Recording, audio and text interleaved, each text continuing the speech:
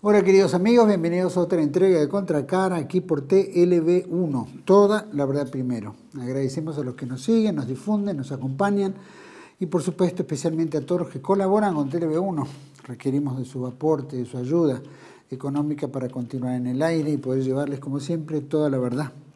Transmitimos a través de nuestra página web que es www.canaltelev1.com, debajo de este programa las redes sociales que nos mantienen en contacto y como siempre ponemos nuestro programa bajo la protección y advocación de la Virgen de Guadalupe, Reina y Señora, Emperatriz de América. Siempre le pedimos nos guíe, nos ilumine, especialmente a los argentinos e hispanoamericanos, la Virgen de Luján también, para siempre continuar por el camino del bien, de la verdad y de la belleza. Programa de hoy vamos a continuar, como lo hacemos semanalmente, con nuestro querido amigo y compañero, el licenciado Carlos José Haga, que es licenciado en Ciencias Políticas, director del Portal Energético Internacional. También es fundador, director de la Confederación Argentina para el Proyecto Nacional, Proyecto Argentino, escritor, obviamente, de este libro extraordinario que es La Maldición Argentina, voluminoso, pero importante en todo su contenido. Y también, como es un experto en energía que estamos tratando, ha escrito estos dos libros entre 8, ¿no es cierto? Lo que es el desarrollo nuclear argentino y el proyecto nuclear. Vamos a tratar un poquito el tema de habíamos quedado en el programa anterior, qué ideas podía haber con relación a todo esto que estamos viviendo, de un aumento energético, de que todo se gira en aumentos extraordinarios que ahora, ¿no es cierto?, parece que suplen lo que ponía el Estado o lo que dicen que ponía el Estado a las empresas eléctricas y proveedoras de energía, que ahora pasa a las cuentas de los ciudadanos. Evidentemente nosotros hablamos de energías renovables que podían suplir de alguna manera estos aumentos tremendos que cada ciudadano va a vivir en su pequeña industria, en su casa, ¿no es cierto?, en su campo, ¿no? ¿Cómo puede apelar, ¿no es cierto?, y resolver el problema energético que de alguna manera le va a ser muy costoso? Todo esto lo estamos haciendo a través de, como figura en pantalla, proyectoargentino@yahoo.com, ¿no es cierto?, que es la forma en la cual nos podemos comunicar y avanzar, con ideas comunes, usted que nos ve, que nos acompaña, por lo menos para tener una idea general. Hablamos en el programa anterior el tema de lo que eran las energías renovables, mencionó la energía eólica, la solar, la biomasa, la hidrógeno verde, la mareomotriz, el biocombustibles, la geotermia, la hidrocarburífica y la biogás. Ahora vamos a tratar particularmente lo que es la solar, eólica, biomasa, biodiesel y mini hidráulica, que es lo que el bolsillo de un pequeño y mediano empresario puede afrontar. Gracias por acompañarnos, por estar esta semana nuevamente, Carlos José Haga. Gracias.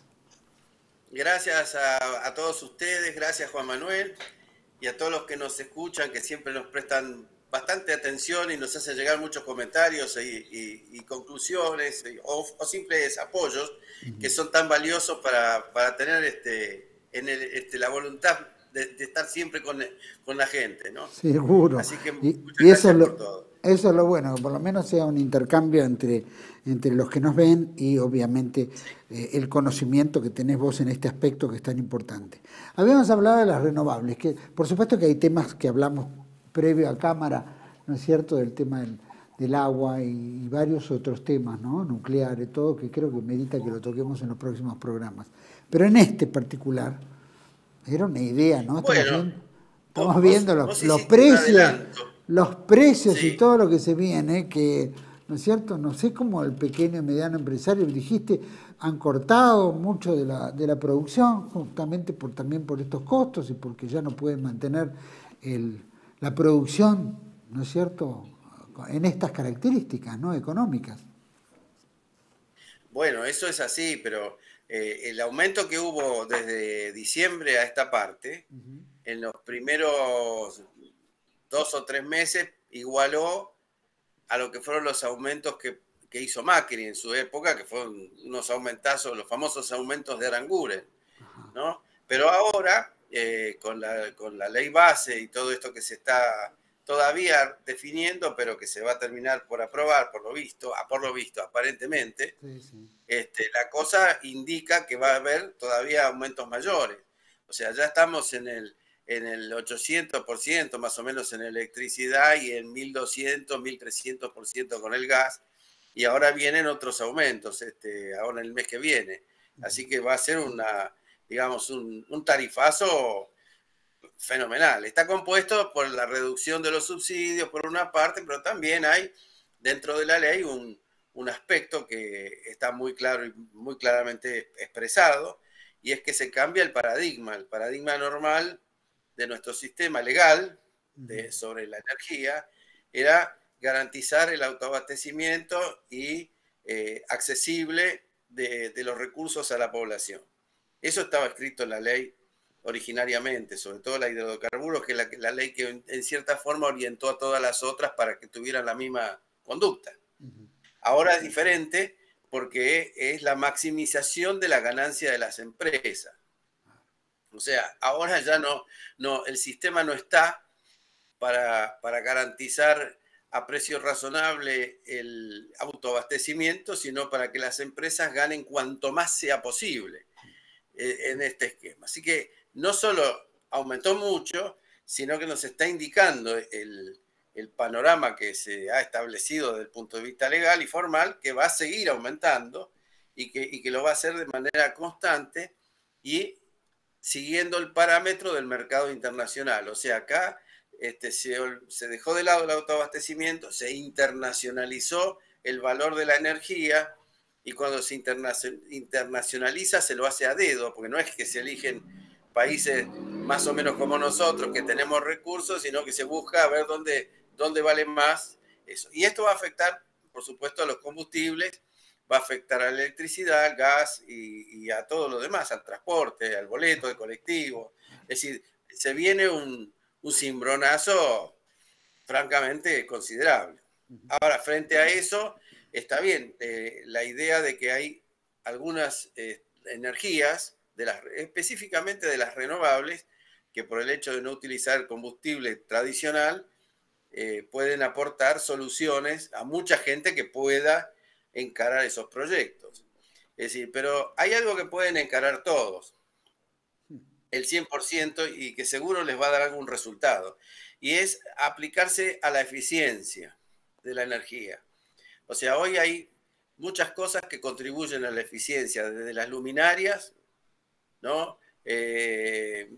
Aprovechar mejor la luz del sol, funcionando en los horarios en que hay luz natural. Eso solo nada más aporta un 5% de la energía que se consume. A utilizar bien la luz natural es un 5%.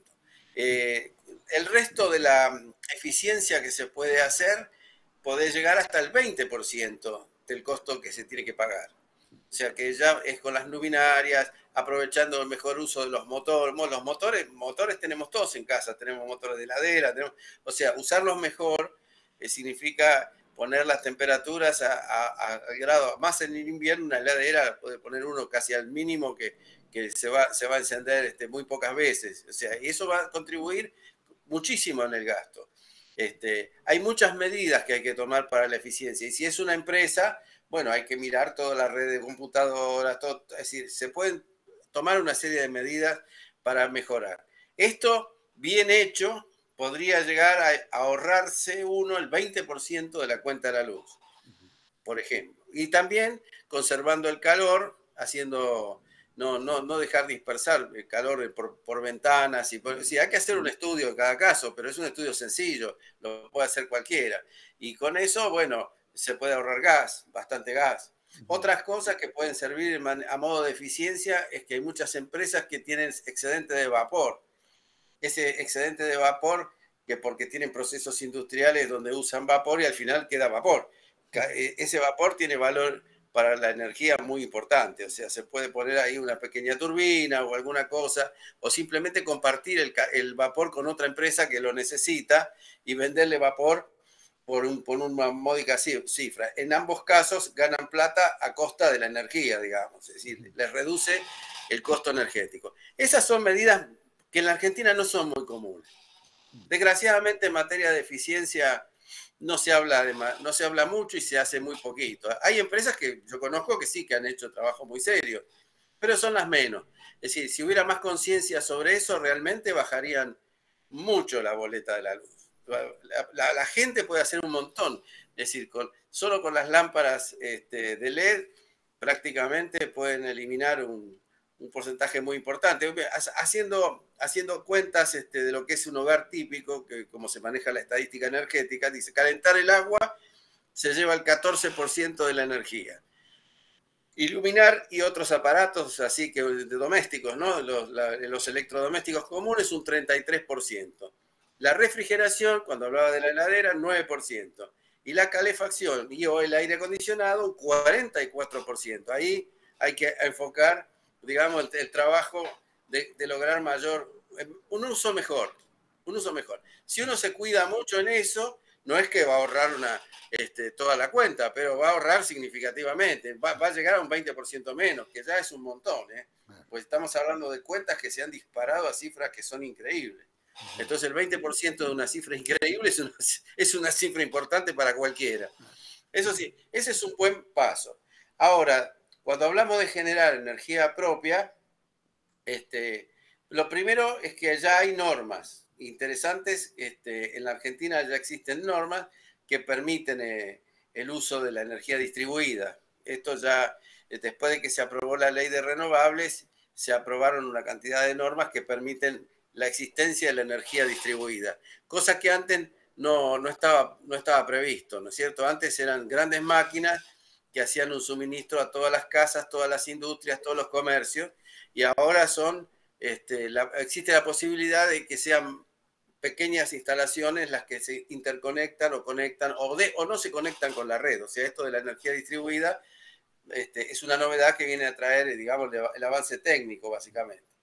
Es decir, en realidad nació como todo, arréglense como puedan. Entonces, claro, hubo gente que empezó a hacer estas cosas, eso se convirtió en un negocio para otras compañías suministradoras y bueno, al final la energía distribuida empezó a tomar un color que no estaba ni previsto, ni que nadie tenía en la cabeza, ¿no? Esto es interesante. Ahora, si se usa la solar, que hay equipamiento de pequeña escala, o sea, porque todo esto lo que tiene es que tanto la solar como la eólica son escalables. O sea, uno puede poner unos pocos paneles solares o puede poner todo un techo de paneles solares. Y, digamos, si uno calcula un muy buen consumo de una casa grande, qué sé yo, con 5 kilowatts instalados, prácticamente abastece al 100% de las necesidades. Y eso, la gente que lo puede hacer, es interesante porque con acumulación prácticamente estaría ahorrando el 100%. Sin acumulación estaría ahorrando 50% de la electricidad que consume. Y hasta inclusive, si tuviese un techo muy grande, podría tener más superficie de panel y llegar a vender electricidad a la red donde está permitido, ¿no? La mayoría, ahora hay una legislación que permite tramitar eso en algunos lugares. Y con eso hacer como clearing, ¿no? Yo mando y recibo al mismo tiempo. Entonces, esta gente, bueno, puede hacer algo más que un ahorro, hasta puede ganar plata con eso. Es muy interesante. Eso es poner las cosas en los techos. Por ahí van a ver alguna imagen donde hay un techo solar que es chiquito, complementado con un aerogenerador. Ese es un sistema mixto. Básicamente lo que hace es combinar las dos cosas, porque el sol finalmente se va a poner a la noche, pero no necesariamente el viento. O sea, el viento puede seguir y se hacen combinaciones. Acá en la Argentina se empezó a usar eso. La combinación, incluso hay estaciones de servicio de varias compañías, no solo de YPF, sino también de Acción, de las otras compañías, en lugares remotos, donde tienen energía renovable para la estación de servicio. Y les funciona toda la estación de servicio, o sea, no necesitan estar conectados a la red ni en absoluto. Y son cosas que se hacen de movida, digamos, no hay que hacer un injerto ni nada por el estilo, resultan bastante económicas. La eólica hoy son módulos que han ido bajando mucho de precio. y hay eólicas chiquitas que a veces sirven para completar el suministro. Hay mucha gente que dice, bueno, no me puedo comprar un aerogenerador de 5, 6, 10 kilovatios y se compra uno de 2 kilovatios, pero se está ahorrando a lo mejor el 30% de la factura con eso. Si lo que consume de la red, ojo que hay zonas donde es mucho más cara que acá en Buenos Aires. Lo que estamos hablando de estos aumentos salvajes es en Buenos Aires. Claro. En el país, en el interior es monstruoso, directamente es monstruoso. Cuando estamos hablando de costos, ¿de qué costos? Es decir, cuando uno va, no sé, me gustaría yo poner y resolver el problema de la energía en mi casa, ¿no? Si vos querés resolver todo con aire acondicionado y todo, claro, y está entre $7.000, $5.000, $10.000, muy sofisticado el equipo. Es así, porque abarca los paneles, hay un inversor y después puede haber acumulación o no. Con acumulación es donde se va un poquito más arriba, porque ya en ese caso sos independiente total de la red. No la necesitas. O la tenés ahí como un resguardo por si se te rompe algo un día. Lo que es muy improbable, porque los equipos estos se hacen con una vida útil superior a los 30 años. O sea, son de larga vida útil. Ese en general. Sí, y eso de los 30 años es casi orientativo, porque todavía no... se dice que son 30 años como mínimo, entonces posiblemente duren mucho más. Lo que ocurre es que esta tecnología está evolucionando a tal velocidad que seguramente en 10 o 15 años va a haber aerogeneradores mucho mejores, mucho más potentes, que van a costar muchísimo menos, y va a ser negocio cambiar unos por otros, por ejemplo, en los eólicos. Va a ser negocio cambiar. Por ejemplo, ahora está... es que en lugar de tener rulemanes y todo, los chinos han inventado unos sistemas que son fantásticos, que son con magnetos, o sea, se llama como el tren de alta velocidad que no toca, que está suspendido en el aire. Bueno, de la misma manera son los rulemanes de las paletas de los aerogeneradores. Sí. Entonces, al no tener resistencia por la fricción, perdón, por la fricción, generan mucho más rápido, digamos, giran a mucha más velocidad y generan más.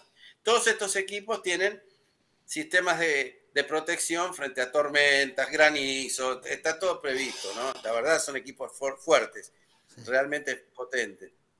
Eso en cuanto también hay otros negocios que muchas empresas en el mundo están haciendo, y en la Argentina va a ocurrir también con estas subas. Va a haber empresas que no tienen plata, pero tienen un gran techo, por una nave gigante de estas industriales, y esas empresas a veces alquilan el techo a otras que sí tiene la plata para poner los paneles y todo lo demás, entonces le paga una parte de la cuenta de la luz con el alquiler del techo. Claro. Y la otra obtiene toda su energía gracias al techo del vecino, vamos a decirlo así. Claro. Esas cosas son absolutamente usuales ya en países de Europa, muy común. Y en América Latina en algunos lugares también, pongamos Brasil, Perú, Chile, eso ya se ve bastante. Es parecido a lo que yo dije hace 2 minutos de compartir el vapor. En vez de compartir el vapor, comparten el techo, que es lo que más importa en los paneles solares, porque te llevan mucha superficie. Para tener mucha potencia hay que dar mucha superficie de exposición a la luz del sol. Entonces necesita una cosa más o menos grande. Entonces ahí se hacen estos tipos de negocios que yo diría son sumamente interesantes. Eso en la parte, por ejemplo, ahí yo puse un mapa de los vientos, es donde se ve con claridad que la Argentina, prácticamente toda la zona costera, por todos lados, y las zonas cordilleranas, y las sierras, y todo, todas son aptas para la energía eólica. Y la solar, bueno, la solar no necesita mucho, la eólica a pequeña escala, con más o menos entre 5 o 6 metros por segundo de viento ya arrancan y ya empiezan a generar. Se tiene que, y se cortan en caso de un huracán o de una cosa ya de 150 kilómetros por hora de viento. Bueno, ahí se paran solos, las paletas se acomodan de una manera que deja pasar el viento y no afecta al equipo.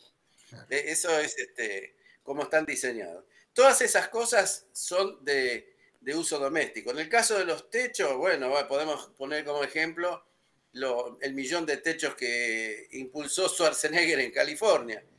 Hizo una legislación para impulsar 1 millón de techos y logró tener el 1 millón de techos. Y California es prácticamente un líder en el uso de energías renovables, por esa razón, porque tiene mucha gente, muchas casas, muchos individuos aislados que colocaron este tipo de paneles amparados en esta legislación favorable que le permitió hacerlo, ¿no?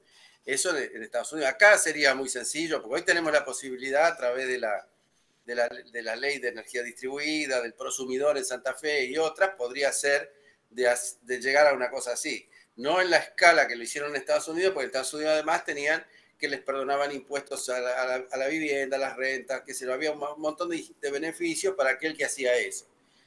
Era interesante porque California era importadora, era la época de la adicción por el petróleo que tenía Estados Unidos tan fuerte, querían bajarla porque vivían trayendo petróleo de los países árabes y de otros lugares llamados hostiles para la política americana. Entonces en ese momento le dieron de todo para que avanzaran. Y después que avanzaron, el ejemplo cundió.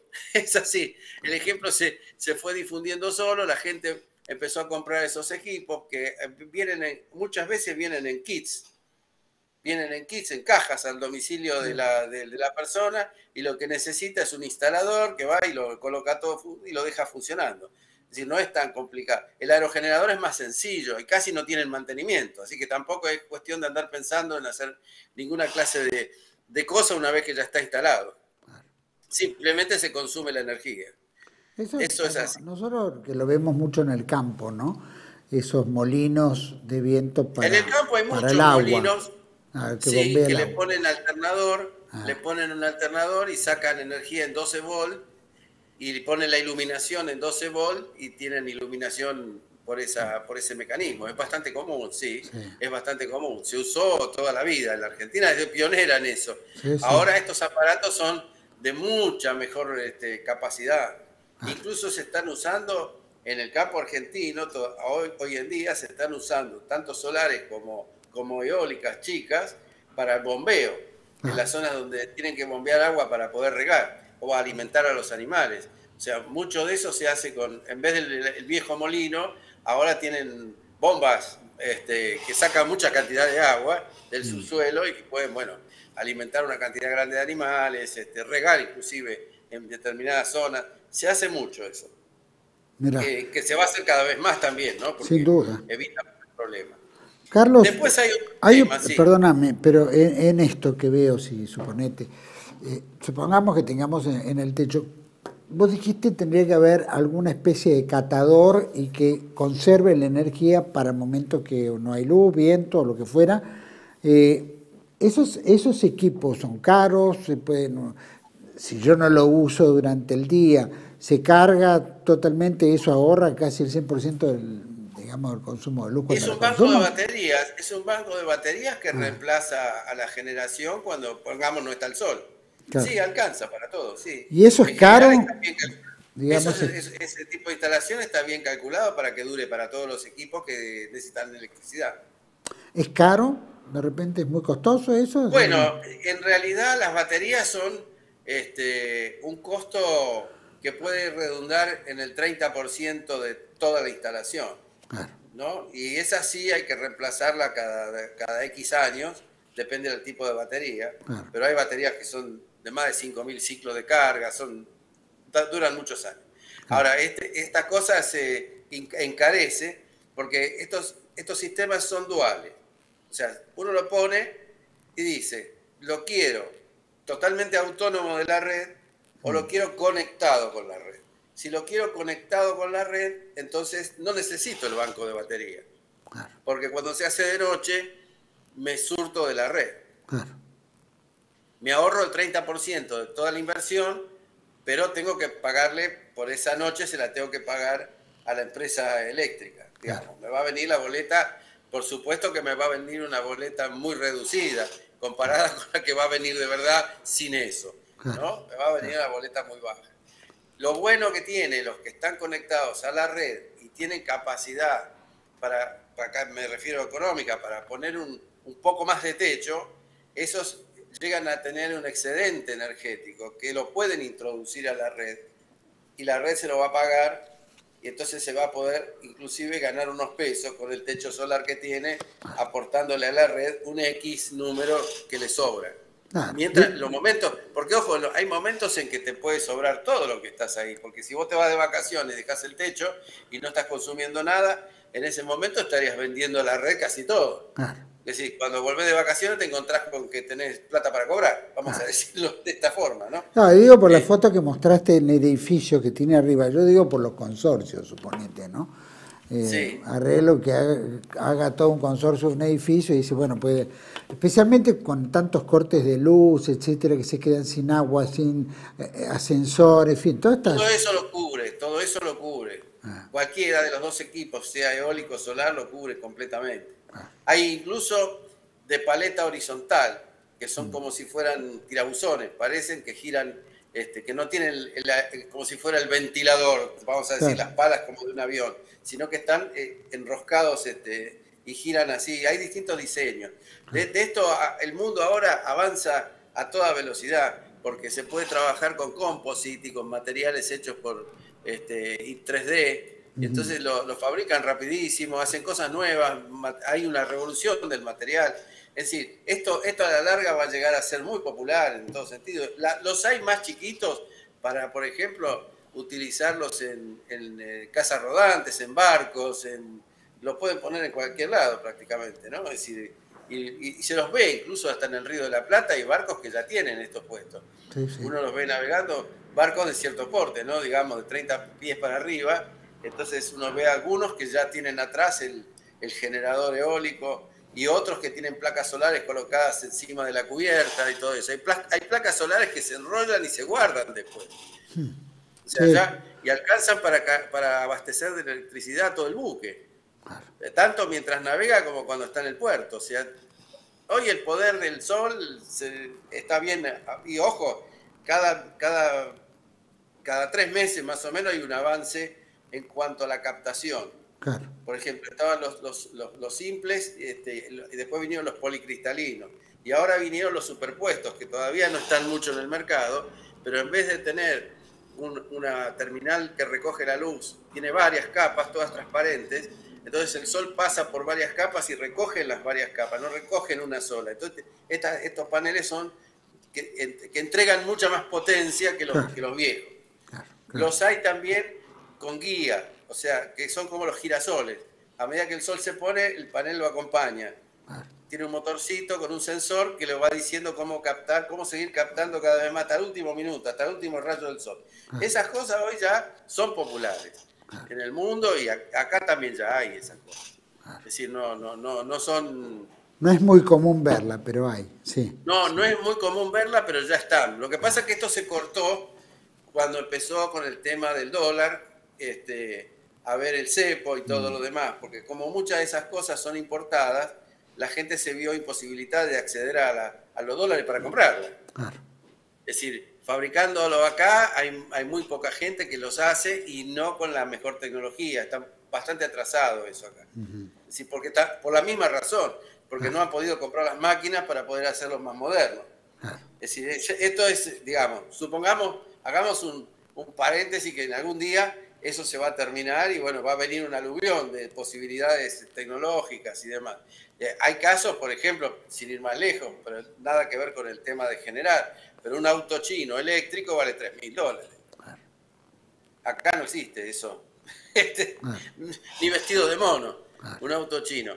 Yo una vez le consulté a un chino que fabricaba unos autos que se parecen al Smart, no sé, todo el mundo debe haber visto alguno en algún lado, a los Smart eléctricos, ¿no? Y le digo al chino, había un empresario amigo mío, todavía no había pasado todo esto de los cepos y todo lo demás, había un empresario amigo mío que decía, che, ¿por qué no me averiguás si podemos traer la fabricación de estos autos chinos a la Argentina?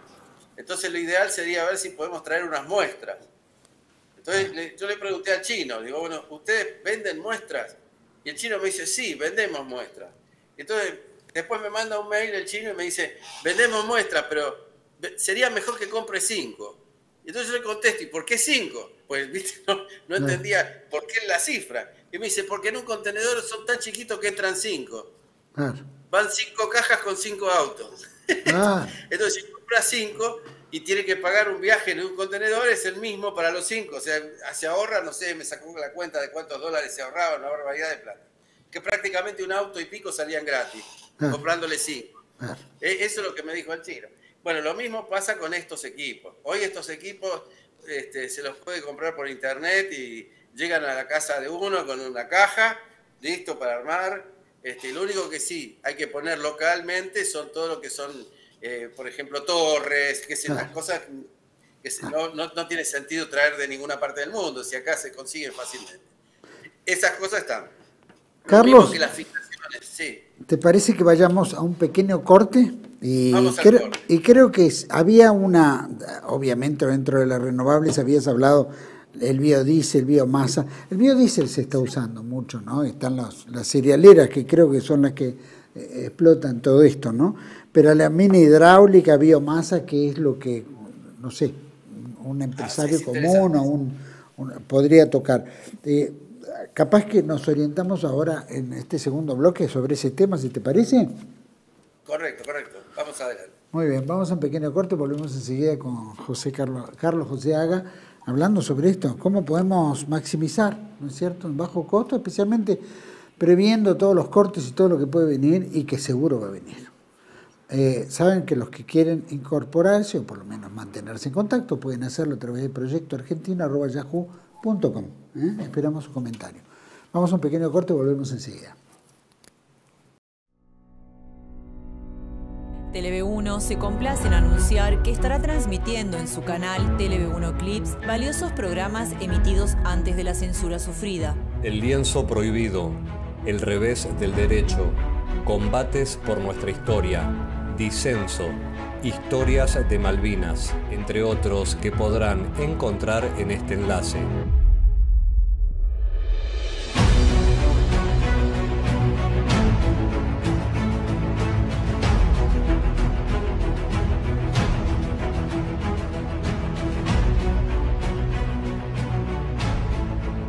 Agradecemos su aprovechamiento y difusión.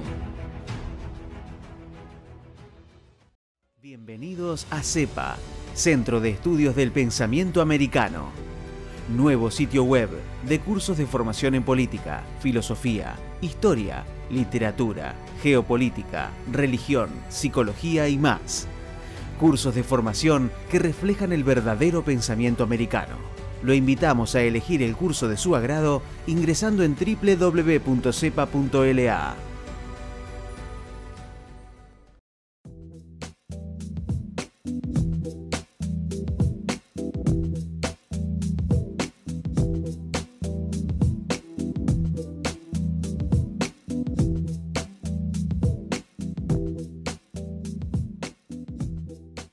Decir siempre la verdad primero tiene un precio.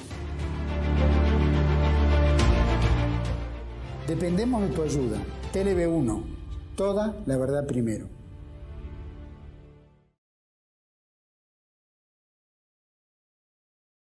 Estamos en el segundo bloque con don Carlos, el licenciado Carlos Joseaga. Carlos, habíamos quedado medio en el bloque anterior, ¿no? Que había otras, ¿no es cierto?, fuentes de energía renovables, como el caso de la biomasa, biodiesel, mina hidráulica. ¿Cómo es esto de la biomasa? La biomasa es muy importante. La biomasa en un país como la Argentina debería ser fundamental. Ajá. Y podría decir, en comparación con la Argentina, por ejemplo, que apenas si hay 80 proyectos funcionando, Sí. Ahí hay un esquema de cómo funciona la biomasa para que la gente lo entienda. La biomasa básicamente es los residuos de la producción agropecuaria, que es mucho. Pongamos un ejemplo que existe realmente y funciona, digamos, en la práctica, la cáscara del maní, ¿no? En Córdoba, por ejemplo, hay una planta de biomasa que funciona con cáscara de maní. Mira. Y entró la licitación del Renovar y está entrando por el sistema interconectado nacional esa. Sí. Bueno, y después, por ejemplo, en el maíz se usa el marlo y se usa toda la fibra que tiene el choclo con la cubierta, todo eso también es todo biomasa y se puede utilizar para hacer lo mismo y de hecho se utiliza. Es una caldera con una turbina a vapor chiquita que genera electricidad y se quema todo eso y en vez de estar quemándolo en los campos como se suele hacer, se manda todo a la caldera y bueno, produce una cantidad bastante considerable, es muy buena la capacidad que tiene la biomasa. Para ir a hacer el ejemplo, nosotros tenemos 80 proyectos Brasil tiene 637. Mirá. Es una barbaridad, ¿no? Y es el 5% del total de la energía que consume el gigante. Casi Mirá. nada. ¿Qué te Es el parece? 5%. Y son exactamente 12.500 megavatios, todos con pequeñas plantas de biomasa colocadas en distintos campos. Todo eso es en Brasil. Para que ustedes se den una idea, esto es Yacyretá. Claro. Lo que sacan ellos con biomasa, quemando residuos del agro. Con esos ¿No? 600 y También se pico. usa. Con esos 600 ¿Cómo? y pico es como si tuvieran dijiste Un Yacyretá. Yacyretá. Qué bárbaro. Un Yacyretá. Qué bárbaro. Eso es lo que equivale a la producción anual. Bueno, en la Argentina apenas si hay 80 proyectos que van ahí navegando con mucha dificultad, pero también hay biomasa en pequeña escala, que se puede hacer pequeños proyectos con turbinas más chicas, con una caldera, con una turbina de vapor más pequeña, que esas cosas son también ya fabricables, ya son de venta en serie en algunos lugares, y no de la Argentina, pero se consiguen en Brasil, sin ir más lejos, vía Mercosur se consiguen. Y con eso producir suficiente cantidad de energía como para a lo mejor 2 o 3 casas,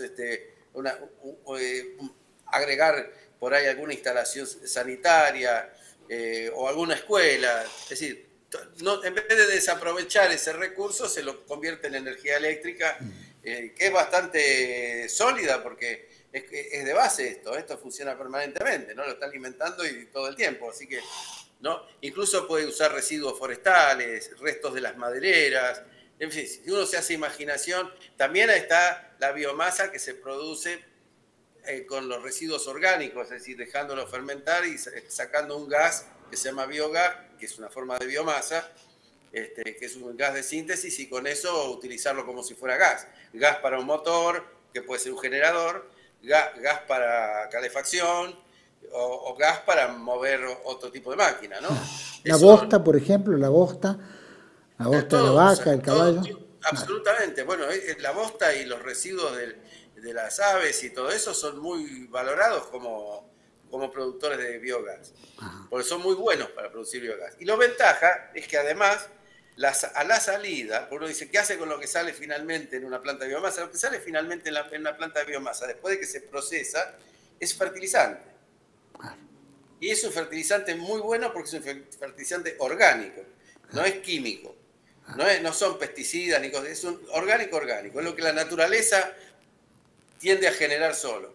Bueno, ese fertilizante se puede esparcir en los campos como cualquier fertilizante y tiene un efecto muy bueno.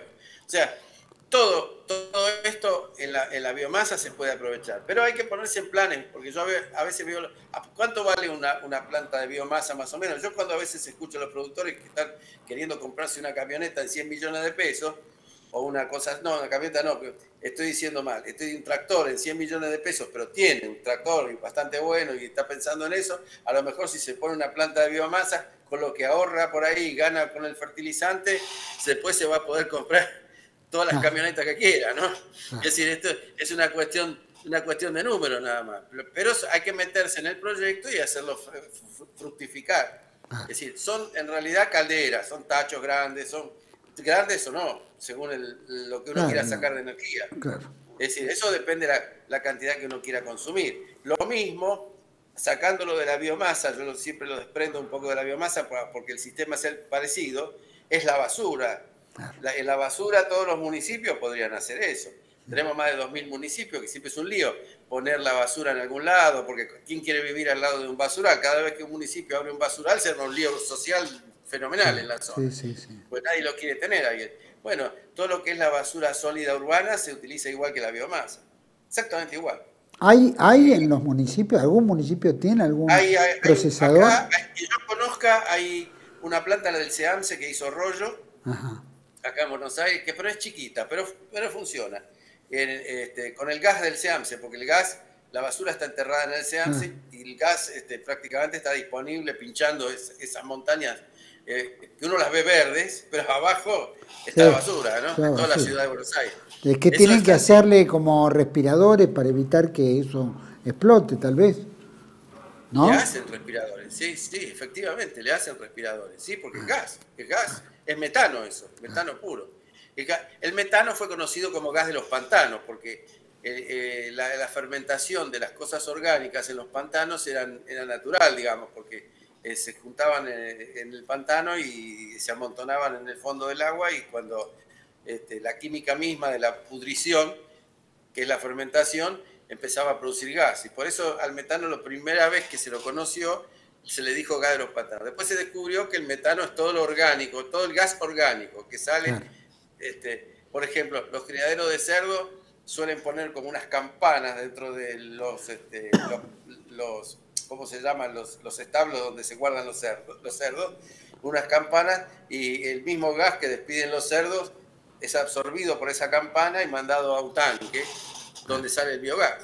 Es decir, en realidad se puede aprovechar en estas cosas con un poco de ingenio, y la tecnología está disponible. Claro. Y nadie va a poder decir que no es sustentable la producción de alimentos, porque muchas de las críticas que a veces se hacen, no, porque no es sustentable la producción de alimentos, porque tira mucho metano, porque es calentamiento global. No, pero metano no es como tirarlo. Claro. Si lo tiramos, si lo podemos aprovechar al 100% y lo necesitamos, por otra parte. Todo lo que entra por eso no entra de hidrocarburos en la matriz. Esta cultura que tienen, ¿viste? El municipio, por ejemplo, Buenos Aires, ¿no? Que incentiva a tirar lo orgánico, lo no orgánico, el papel, en fin, vidrio, etcétera. ¿Eso es qué es? ¿Una formación para acostumbrar al ciudadano consciente y saber separar, discriminar, o efectivamente utilizan eso para dar energía? Pues yo no he visto nunca que estén haciendo nada al respecto, ¿no? Simplemente es como para separar lo orgánico de lo no orgánico.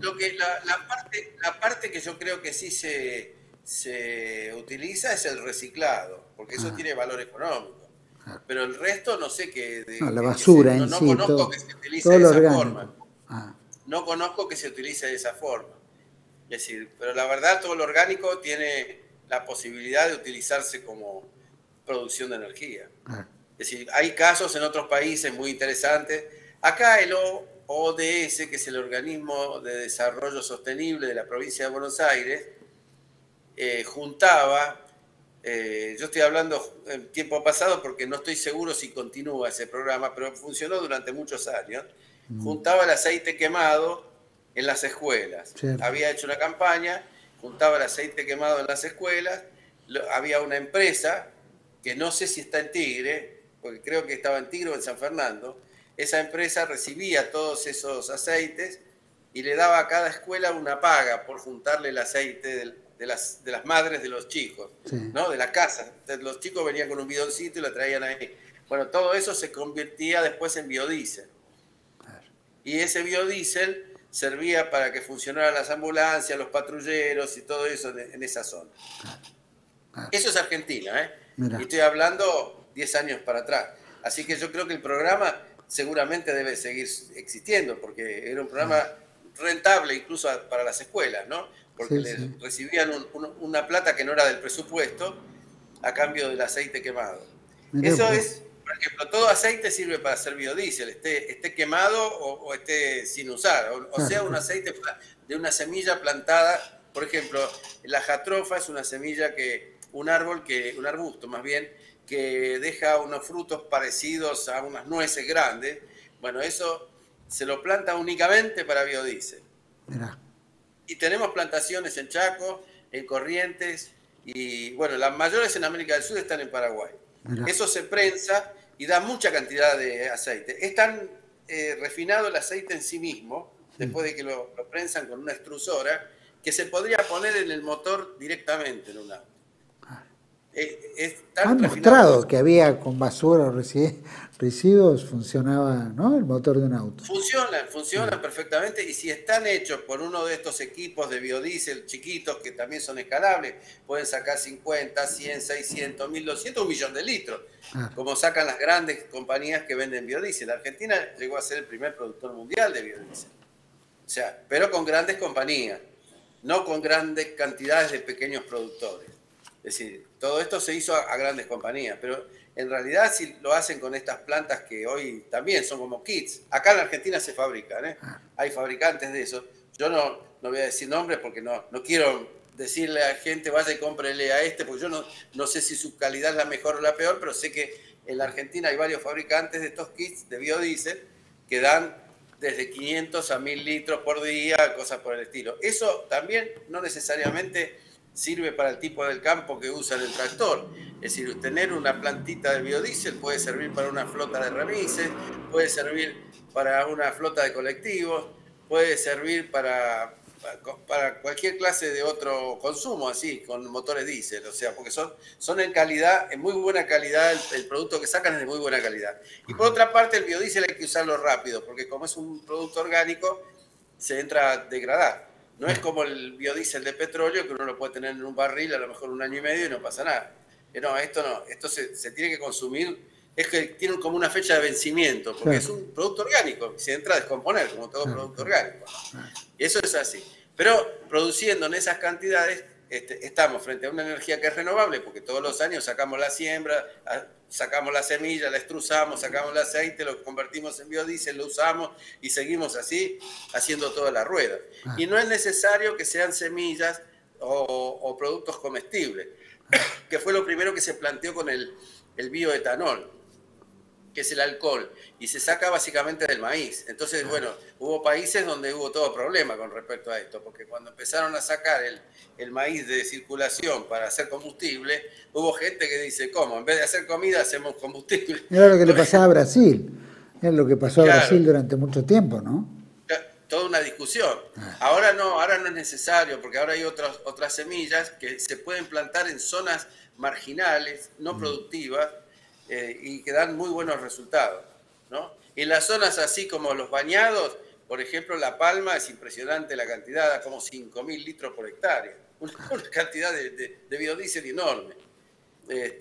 Y lleva mucha mano de obra, porque La Palma se cortan los frutos, hay que subirse a la palmera y cortar los frutos, recolectarlos, o sea, da trabajo a la gente. En la India, hablando de bioenergía, en la India hubo un primer ministro que es el que introdujo la jatrofa y a los pueblos más pobres, porque las poblaciones más, pero cuando hablo de los más pobres de la tierra, más pobres que nosotros podamos imaginar, a esa gente que vivía en zonas áridas, donde no crecía nada y todo eso, les dio la semilla, les enseñó a utilizar la plantación de biodiesel, de jatrofa, y después el Estado indio puso unos camiones que tenían la maquinaria para hacer el biodiesel a bordo, entonces pasaban de esos campitos de uno en uno y recogía todo el aceite que habían juntado en esa comunidad. Esos pueblos dejaron de ser los más pobres entre los más pobres y hoy no es raro ver que ya tienen todo el confort moderno, tienen motocicletas, escuelas, centros de salud, todo lo que no tenían antes ahora lo tienen y no es dependiente del Estado. O sea, no es un plan social esto, sino que les fabricó un trabajo para la gente más pobre y tuviera un ingreso fijo a base de lo que cultivaban. Y les dio la semilla y la tecnología, por supuesto. Y la empresa la mayor parte de todo ese combustible se exporta básicamente a Gran Bretaña. Hay una empresa que se llama DJ Oil, que es socia de British Petroleum, que le compra el 100% a la India de toda esa producción. Se la paga en dólares, ¿no? Es importante. O sea, el gobierno indio no solo sacó de la pobreza a toda esa gente, sino que además ahora obtiene una ganancia en moneda dura, llamémosle así. Claro. De la producción esa, siendo que antes estaban pasando realmente hambre, ¿no? Porque era una zona que encima es árida, o sea, no tenían forma ni de alimentarse, una cosa muy extrema. O sea, se pueden hacer milagros, no se pueden hacer pocas cosas. Si uno se pone, por ejemplo, un plan de este tipo, podría funcionar en la Argentina, en muchas zonas rurales donde hay gente. El campo nuestro es un campo muy bueno en general, pero que está mecanizado. Entonces no es un campo que hoy en día, porque hay gente que cuando mira el problema de la pobreza en Argentina dice, que vayan a trabajar al campo, cosas así. Bueno, a trabajar al campo no puede ir cualquiera. Porque hoy el campo está tan tecnificado que esa gente que no tiene la formación, que no tiene la educación, ¿qué va a manejar una trilladora, una computadora? Ni siquiera estos tractores de arado, porque está todo computarizado, está todo de una manera. Necesitan una formación que no tienen y quizás no sepan leer ni escribir. Hay muchas cosas acá. Pero un programa así, del pequeño productor agrícola, que puede estar acompañado después con otras cosas, como ser horticultor y fabricar verduras y otros temas que no los pueden hacer ahora. Porque una de las características de la plantación de jatropha, digo de esta, podría decir otras, pero esta es muy interesante, tiende a fijar el nitrógeno en el suelo. Una vez que uno planta estos arbolitos, se fija el nitrógeno en el suelo. Tiene una sanidad bárbara porque el propio árbol es como si fuera insecticida natural. Bicho que come de ese árbol, bicho que las pestes no le agarran. Y en general, en otros lugares han llegado a criar ganado debajo de los arbolitos, porque siembran pasto, y como el pasto está siempre bien, porque no tiene pestes, no tiene cosas, no hay nada que lo afecte, crían el ganado ahí abajo. Es algo extraordinario. O sea, de no tener nada a tener eso, que se puede utilizar mucho en zona de Formosa, Chaco, ¿no es cierto? Esas son las zonas ideales por las temperaturas. Esas son las zonas ideales por las temperaturas. Todas esas zonas se podrían perfectamente poner en marcha con ese tipo de empleo y ya al poco tiempo cambia la vida de la gente, porque ya es otro, ya no es más un nadie en el sistema o un número de pobreza. Empieza a ser una persona que tiene recursos propios ya, y independencia. Yo sé que a los gobernantes que tenemos no les gusta eso, la independencia de la gente, pero lamentablemente si queremos solucionar el problema de la pobreza tenemos que aplicar este tipo de cosas, porque y en mucha escala. Lo mismo recuperar áreas que son áridas y que se inundan, aunque podríamos hacer obras públicas para eso. Debería haber un plan maestro. Son cosas mucho más factibles, que muchas otras formas, ¿no? de costosas, ¿no es cierto? Porque terminan siendo muy costosas para algunos. Ahí, por ejemplo, saliendo del tema a otro tipo de energía, yo puse la hidroeléctrica flotante. Sí. Hay un dibujito que les puede llamar la atención. Esas hidroeléctricas flotantes pueden dar hasta 10 kilowatts. Mirá. O sea, 10 kilowatts, estamos hablando de algo que en lo normal, digamos, en un consumo casi de zona rural, son básicamente 6-7 casas. Mirá. Permanentemente. Y lo da permanentemente el río eso, porque pasa el agua y está como esas paletas girando todo el tiempo y con la corriente del río cuando escurre hacia el mar. Imaginémonos unas 1000 o 2000 o 3000 de esas máquinas colocadas en el río Paraná, a las orillas del río Paraná, en todos lados donde se puede. Cuando uno se quiere acordar y empieza a sumar potencia, tiene una potencia instalada, pero notable. Porque dice, en vez de hacer una gran represa, estos se hicieron 1000 pequeñas cositas, o 2000 pequeñas cositas. Bueno, esas 2000 pequeñas cositas ayudan a que la gente viva mejor. Especialmente los ríos. Cualquier río pequeño que pasa por un campo, una cosa por el estilo. Cualquier río. Yo ahí puse una microturbina hidráulica que les desvían, en vez de desviar el río, sacan un caño. En la fotografía lo van a ver, un caño que va adentro de la máquina y por el otro lado devuelve el agua al caudal. O sea, ni siquiera tiene que desviar el río. Esas son micro, muy conocidas en Asia, muy conocidas en Vietnam, muy conocidas en los países que tienen cursos de agua chiquititos. Con que el agua circule alcanza, son de baja potencia, digamos, pero alcanzan para darle luz por lo menos a 2 o 3 casas. Y eso es una cosa que en la vera del río hoy no hay nada, no están interconectados. ¿Qué es lo que nos pasa a nosotros? Nosotros tenemos, por ejemplo, un yacyretá, que es una cosa genial, una maravilla de la naturaleza humana, ¿no? Es decir, una obra de arte, por decirlo así, de la ingeniería y de los hormigones y todo eso. Pero la gente que está alrededor, esos pueblos, le cuesta mucho la luz. Mientras que con esto le resulta completamente gratuita. No, estaba la promesa, cuando se hizo la obra, de que les iban a dar la luz a un costo muy bajo y qué sé yo, todo para que aceptaran todos los cambios que iba en la zona iba a provocar semejante construcción. Pero después no se lo cumplieron. Entonces, claro, uno se entera después que tienen problemas con la luz, que no les llega, que tienen una cooperativa que no sé de dónde se abastece, todas esas cosas raras. Bueno, hay mucha gente que puede con estos métodos empezar a tener, digamos, la posibilidad de neutralizar la falta. ¿Y qué costo tendría esa hidráulica, mini hidráulica en un río, ¿no? qué sé yo, una zona de, qué sé yo, el delta o lugares que permanentemente... Bueno, no sé, ahí corre el depende de agua. la potencia que uno quiera obtener, básicamente, porque hacer esa instalación, hoy en día, creo yo que con 2 o 3 mil dólares y las máquinas las puede conseguir fácilmente. Después la cosa flotante y todo eso puede estar hecho con materiales desechables, inclusive, ¿no?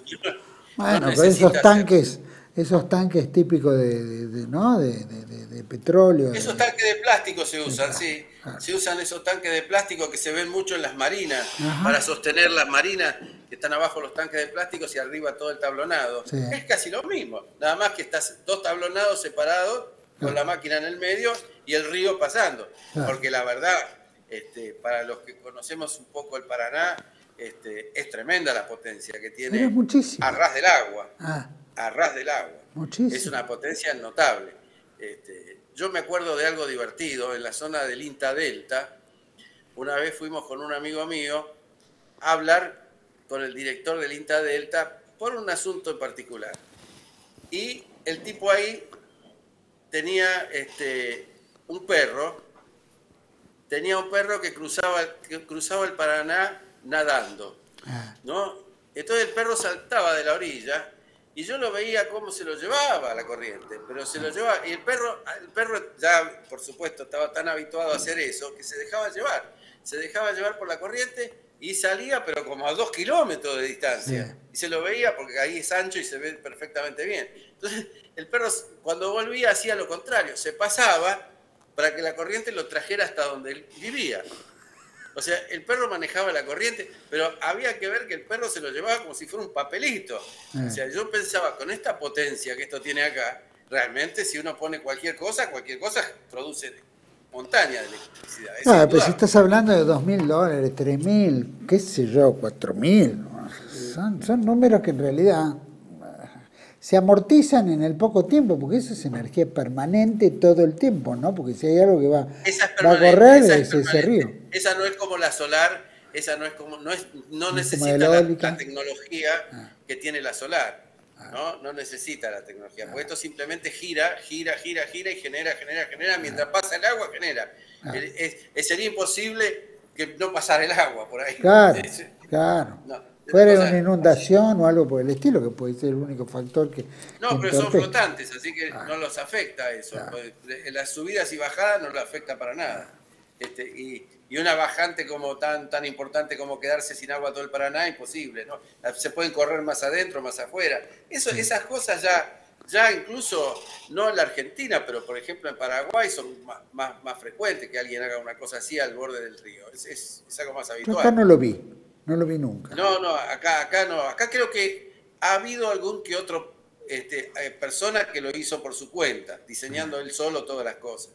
Hay alguno que otro. No me acuerdo vuelvo a decir, no son las grandes potencias, sino que toda una casa más o menos grande la cubre al 100%. ¿No? Y lo más seguro que en esa zona no tengan electricidad. Claro, seguro. Que no esté la red pasando por ahí. Así que alguna solución tiene que hacer. Yo conozco gente que en esa zona sí tiene paneles solares, eso sí conozco gente en esa zona que se abastece, ¿no?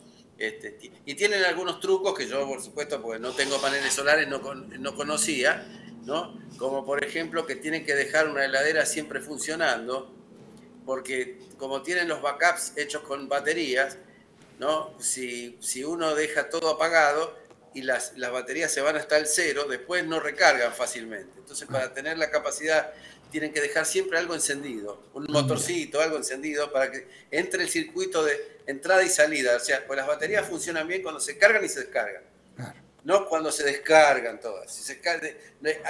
Ni tampoco cuando se cargan, sobrecargan. Entonces, el asunto es siempre estar consumiendo algo de la electricidad para mantener. Y andan bien, o sea, esa gente tiene luz, tiene agua potable, tiene bomba, tiene una heladera, algunos, por supuesto, pueden enchufar una computadora, tiene wifi, tiene todo. Es decir, todo eso está funcionando con esa electricidad. No está funcionando, porque otra no hay, ¿eh? No es que hay otra electricidad de la cual, ¿no? Yo participé de un proyecto de una fundación San Andrés hace muchos años, que fue sobre la población del Delta, y el tema de la energía era el tema crítico, porque había solo una planta en el centro del delta, en la sección segunda se llama. En la segunda sección, en la única planta era una usinita que habían puesto los Mendizábal, ¿no? Los famosos autores del Mendicrim, ¿no? Sí. En esa zona está todo indicado y habían puesto una usina. Y esa es la usina de todo el delta bonaerense. Mirá. Después lo demás todo es con diésel. Son diésel. Por ejemplo, la isla Martín García funciona con diésel. Claro. Vienen todos los días. Le pusieron una instalación de gas porque pensaban ponerle unas bombonas de gas. Ojo, que eso fue un negocio de lo más turbio, ¿no? Claro. Porque hicieron toda la instalación, se gastaron una millonada hace unos años en época de Scioli y el gobierno de la provincia, y después nunca puso el gas. Y sigue funcionando un generador diésel, un tremendo generador de diésel que creo que gasta 20 a 30 litros de diésel por día para alimentar todas las casas que forman parte de la isla Martín García, que parece un country, ¿no? Esa es la verdad, sí, de amigos de funcionarios. Sin duda. Un country de funcionarios. Bueno, si quieren casta, ahí la pueden ir a buscar. Carlos. La tienen incluso en una isla. Llegamos a nuestro tiempo. Bueno. Llegamos al final. Yo creo que con esto le dimos digamos, un pantallazo de tantas cosas que se pueden hacer y que a lo mejor no se hacen porque uno no sabe, ¿no? Que se puede. Sí, más si uno tiene más o menos la idea, ¿no es cierto?, de croquis y cosas por el estilo de qué son los elementos que se necesitan. Creo que la gente que está a la vera del río, por Dios, podría estar utilizando energía gratuita y lo mismo en los campos con ¿no? estos desperdicios, ¿no es cierto?, de los animales y la basura y lo orgánico. En fin, es una lástima que no tengamos también esa cultura para hacerlo.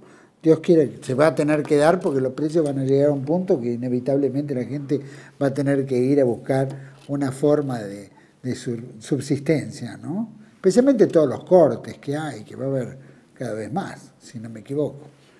Así que va a ser difícil. Carlos, ¿cerramos?